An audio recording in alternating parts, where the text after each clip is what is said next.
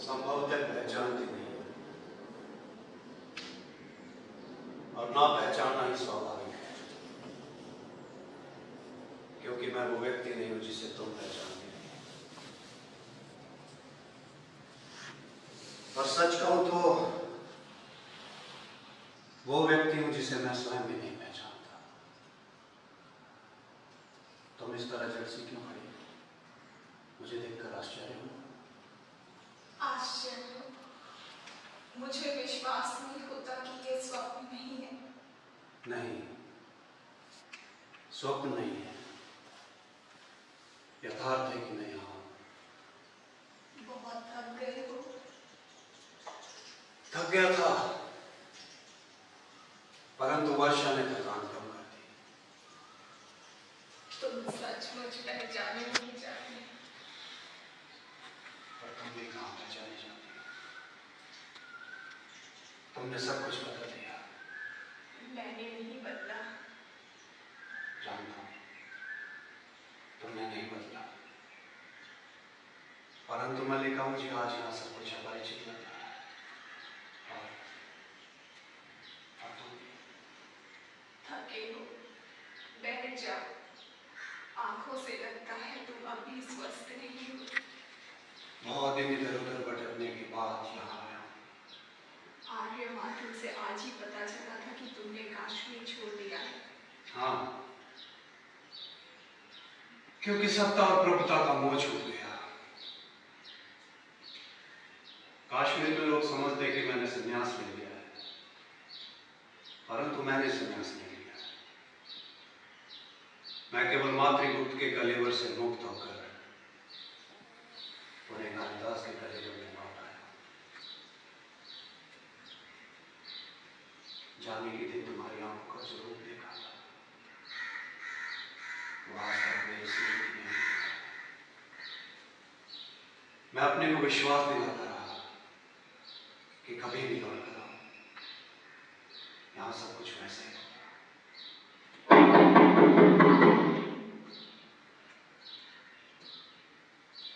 द्वार बंद रहने दो। देख तो लो कौन है। वर्षा का दिन है, कोई भी हो सकता है। तुम अपनी बात करते रहो, वो चला जाएगा। हर समय द्वार बंद। हाँ, हर समय द्वार बंद। कौन था ये? लगा जैसे मैं ईश्वर को पहचानता हूं। तुम थके और अस्वस्थ हो, बैठकर बात करो।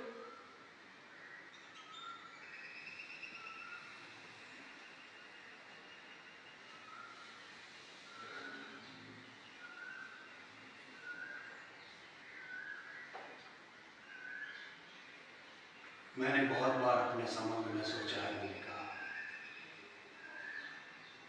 और हर बार इस निष्कर्ष पर पहुंचा हूं कि मुझे अपने पर विश्वास नहीं था। मैं नहीं जानता था कि अभाव और भर्त्सना का जीवन व्यतीत करने के बाद प्रतिष्ठा और सम्मान के वातावरण में जाकर कैसा अनुभव करूंगा। तुम्हें बहुत आश्चर्य हुआ कि मैं काश्मीर का शासन संभालने जा रहा हूं, परंतु वह अभावपूर्ण जीवन की एक स्वाभाविक प्रतिक्रिया थी। मैं जानता था मैं सुखी नहीं हो सकता। मैंने बार बार सोचा कि मैं अपने को बदल दूं तो सुखी हो सकता हूं, परंतु ऐसा नहीं हुआ। ना तो मैं बदल सका, ना सुखी हो सका। अधिकार मिला, सम्मान बहुत मिला, जो कुछ भी मैंने लिखा उसकी प्रतियां देश भर में पहुंच गई, परंतु मैं सुखी नहीं हुआ। मुझे बार बार यह अनुभव होता कि मैंने प्रभुता और सुविधा के मोह में पड़कर उस क्षेत्र में अनाधिकार प्रवेश किया है, और जिस भूमि में मुझे रहना चाहिए उससे दूर हट आया। मैं अपने को आश्वासन दिलाता कि आज नहीं तो कल मैं परिस्थितियों पर वश पार होगा, समान रूप से दोनों क्षेत्रों में अपने को बांट दूंगा। परंतु मैं स्वयं ही परिस्थितियों के हाथों बनता और चालित होता गया। जिस कल की मुझे प्रतीक्षा थी वो कल कभी नहीं आया, और मैं धीरे धीरे खंडित होता गया। और एक दिन मैंने पाया कि मैं सर्वथा टूट गया।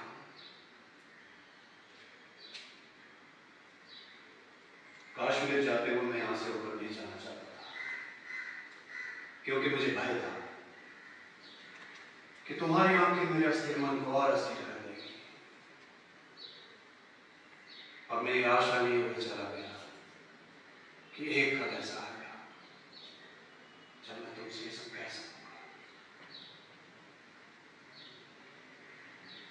लोग सोचते हैं मैंने उस जीवन और वातावरण में रहकर बहुत कुछ लिखा है, परंतु मैं जानता हूं मैंने जो कुछ भी लिखा वो यहां के जीवन का ही संचय था। कुमार संभव की पृष्ठभूमि वो हिमालय है और तपस्विनी उमा तुम हो। मेघदूत के यक्ष की पीड़ा मेरी पीड़ा है और मेरा अभिमानिता यक्षिणी तुम हो। अभिज्ञान शाकुंतलम में शकुंतला के रूप में तुम ही मेरे सामने थी। रघुवंश के आज का विलाप मेरी ही वेदना की अभिव्यक्ति है।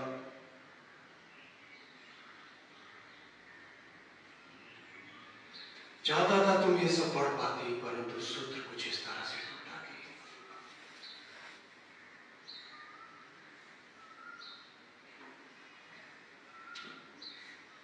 वो सूत्र कभी नहीं टूटा। मेघदूत, तुम्हारे पास मेघदूत की प्रतिलिपि कैसे पहुंच गई? मेरे पास तुम्हारी सब रचनाएं हैं। रघुवंश और शाकुंतलम की प्रतियां कुछ ही माह पहले मुझे मिल पाई थी। तुम्हारे पास मेरी सब रचनाएं, परंतु वो तुम्हें यहाँ कैसे उपलब्ध हुई? उज्जैनी के व्यवसाय कभी कभी इस मार्ग से होकर भी जाते हैं और उनके पास एक प्रतिलिपियां मिल जाती है। मैंने स्वयं कहकर मंगवाई थी। और उसके लिए दान? वर्ष 2 वर्ष में कहीं एक रचना मिल पाती थी। धन एकत्रित करने के लिए बहुत सा समय रहता था।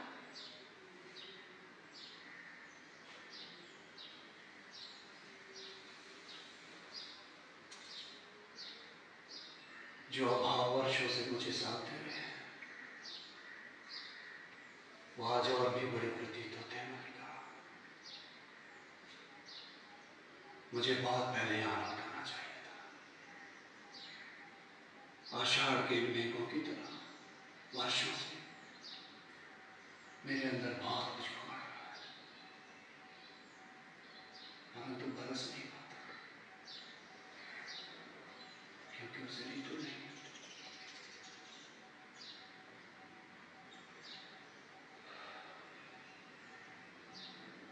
ये कौन सी रचना है?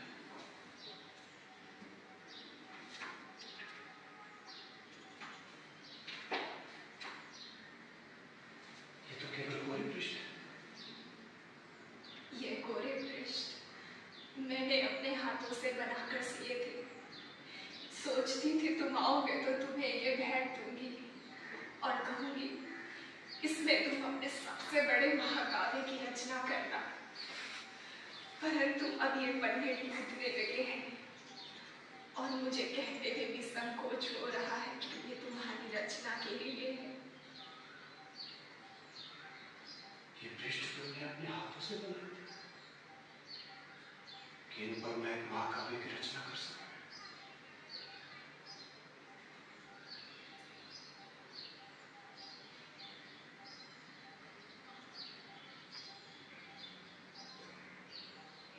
स्थान स्थान पर इन पर पानी की बूंदें हैं जो निस्संदेह वर्षा की बूंदें हैं।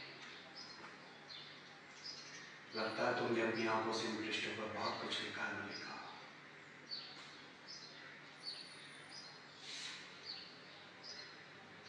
जगह जगह पर सूखे फूलों और पत्तियों ने इन पर अपने रंग छोड़े हैं।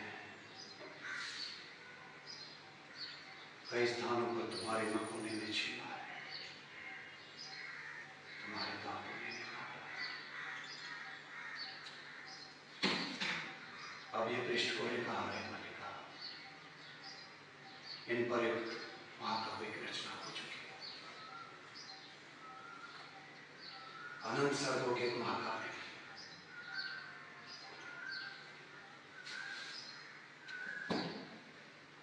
अब इन पृष्ठों पर नया कुछ और क्या लिखा जा सकता है?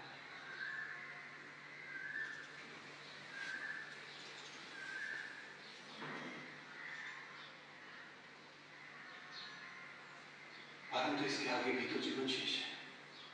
हम जीवन को फिर हद से आरंभ कर सकते हैं मल्लिका।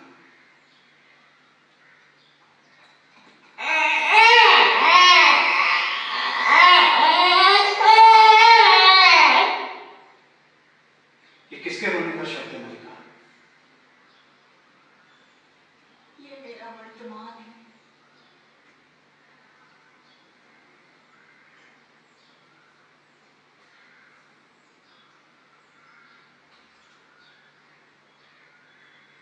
तुम्हारा वर्तमान।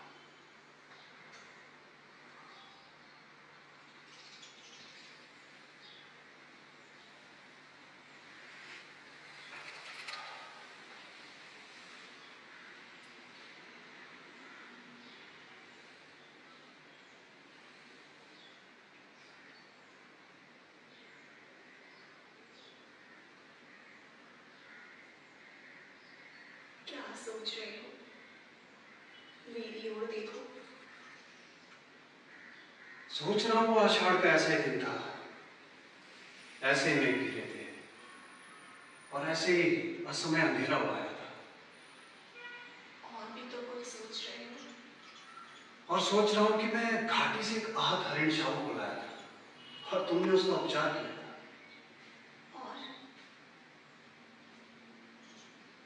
और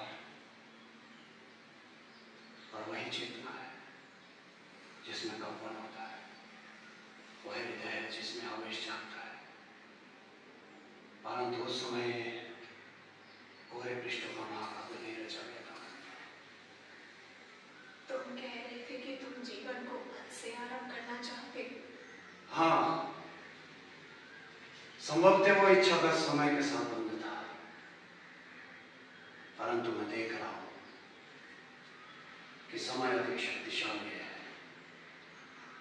क्योंकि